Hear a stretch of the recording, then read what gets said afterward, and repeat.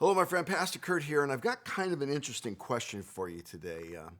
Have you ever been very busy in your life, filled with activities, maybe even lots and lots of people are in your life, and yet you feel alone?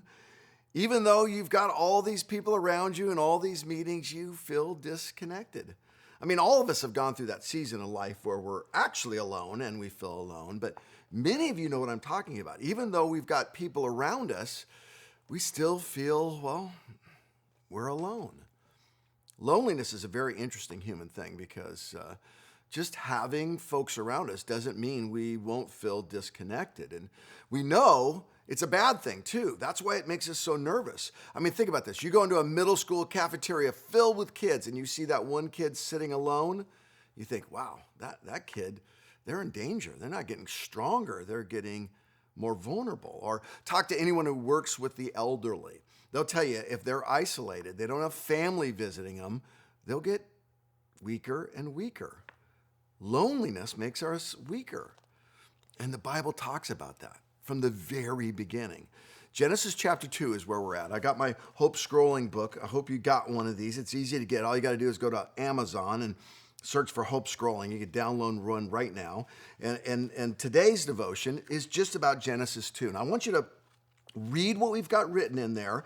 And I want you to think and pray and do some writing about this idea of really being connected because God cares about your connection. Here's what it says in Genesis 2.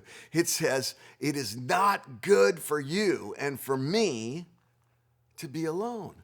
In fact, the very first provision issue in the Bible, it's not providing food, it's not providing wealth, it's not providing direction. The very first provision issue in the Bible is providing companionship. God looked at Adam and said, "It's no good for you to be alone." And he provided Eve for Adam and Adam for Eve. My friend, our God is a provider. And if you're feeling alone or you know someone who's feeling alone, he wants to provide real relationship with him and with others. But you got to ask. You got to have some faith. You got to look at it as a provision issue. You got to go to God and say, "I don't want to be alone anymore," and help my friend not be alone. You got to believe that God is the God who connects lonely people. Okay, here's what I want you to do. I want you to go to what we've written in the booklet. If you haven't downloaded, download it right now, or you could text Better Way to 56316 and you can get the booklet. Then spend a minute, read what we've written there, right on page 44, day 10. Spend some time reading the scripture. Then pray and take some careful notes. Maybe today is the day where God's going to say, "I'm going to provide for you or your loved one the relationships you need to not feel alone."